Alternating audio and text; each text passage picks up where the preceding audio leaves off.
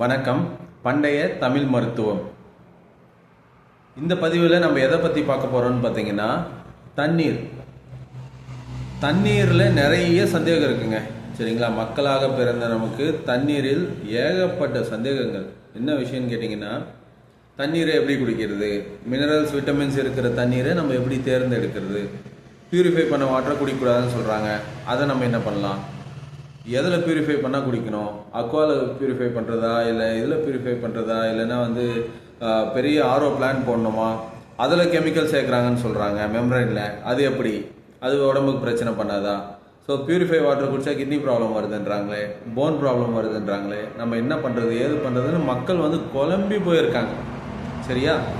So இந்த விஷயத்தை இன்றைக்கி நம்ம தெளிவுபடுத்த இருக்கிறோம். நம்மளோட சேனலை சப்ஸ்கிரைப் பண்ணலைன்னா சப்ஸ்கிரைப் பண்ணுங்கள்.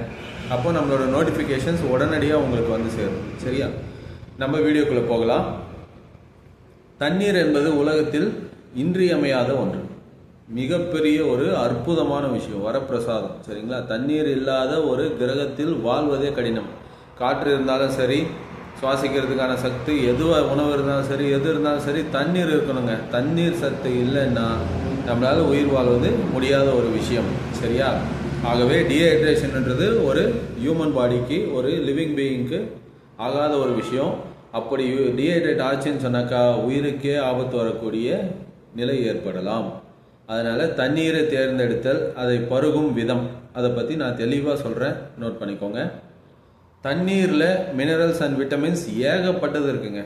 சரிங்களா? அதில் இருக்கக்கூடிய சத்துக்கள் மைக்ரோஸ்கோப்பில் பார்த்தீங்கன்னா கூட உங்களால் லிஸ்ட் எடுக்கவே முடியாது, அவ்வளோ இருக்குது. ஸோ அதில் எந்த தண்ணி நல்லது, தண்ணீரை சுத்தப்படுத்தலாமா வேணாமா, தண்ணீரை காய்ச்சலாமா வேணாமா? சரியா?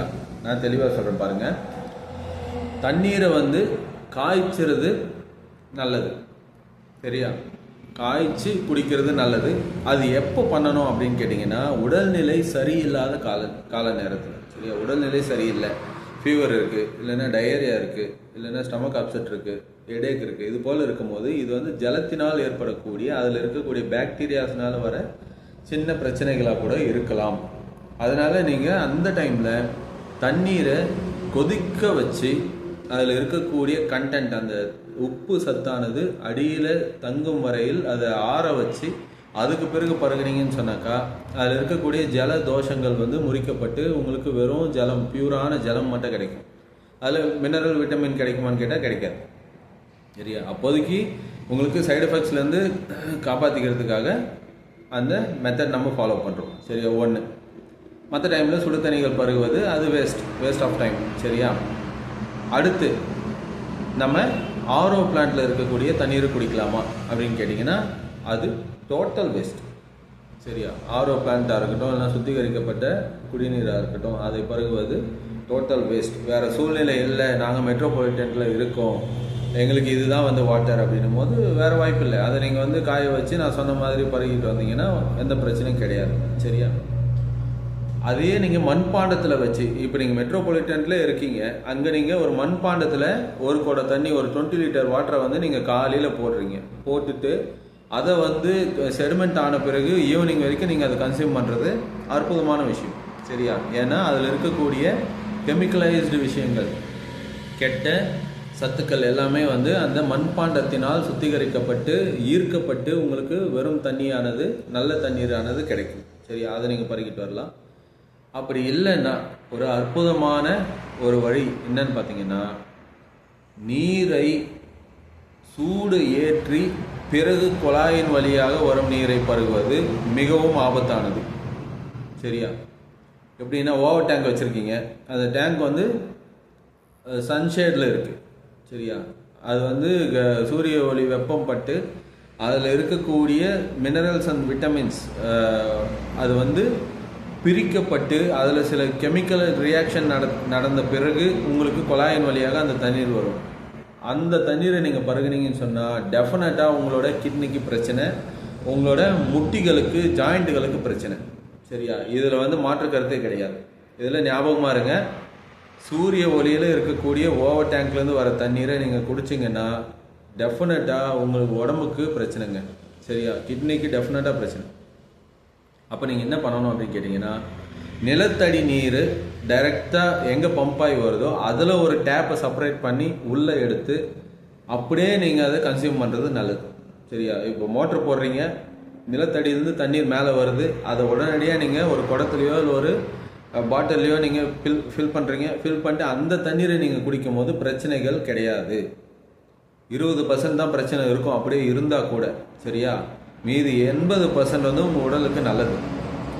அதையே நீங்கள் ஓவர் டேங்க் லோட் பண்ணி அங்கே அது சூரிய ஒளியில் 1 மணி நேரமோ இல்லை 2 மணி நேரமோ இல்லை ஒரு 5 நிமிஷமோ சூரிய ஒளியில் இருந்தாலும் கூட அந்த தண்ணீரை நீங்கள் குழாய் வழியாக எடுத்து நீங்கள் குடிக்கும்போது 100க்கு 101% உங்களது எலும்புக்கு பிரச்சனை, உங்களது முட்டி ஜவ்வுகளுக்கு பிரச்சனை, உங்களது கிட்னிக்கு பிரச்சனை. சரியா? ஏன்னு கேட்டிங்கன்னா அதில் ஒரு கெமிக்கலைஸ் ப்ராசஸ் நடக்குது, அதில் ஒரு சுத்திகரிப்பு நடக்குது. அது வந்து தவறான ஒரு சுழற்சி. அது நடக்கும்போது கண்டிப்பாக உங்களோட உடல்நிலைக்கு பாதிப்புகள் கொடுக்கும். அதனால் நீங்கள் கண்டிப்பாக சூரிய ஒளியில் வச்சு, அதுவும் பிளாஸ்டிக் கேன்ஸ், ஓவர் டேங்க்ஸ் வந்து பிளாஸ்டிக்கில் வைக்கிறாங்க பார்த்தீங்களா, சின்டெக்ஸ், இது வந்து மிக மிக ஆபத்தானதுங்க. சரியா? நீங்கள் ஓவர் டேங்க் வச்சுருக்கீங்க அப்படின்னா கூட அது நிழற்பகுதியில் இருக்கணும். நீங்கள் வந்து அன்னைக்கு நீங்கள் புல் அவுட் பண்ண வாட்டரை தான் நீங்கள் வந்து குடிக்கணும். நீங்கள் 2 நாளைக்கு முன்னாடி நீங்கள் ஓவர் டேங்க் ஃபில் பண்ணீங்க, அந்த தண்ணியை வந்து நான் ஒரு வாரம் குடிச்சிக்கிட்டு இருக்கிறேன் அப்படின்னாக்கா விச் இஸ் டோட்டலி ராங். சரியா? அதை நீங்கள் ஃபாலோ பண்ணாதீங்க.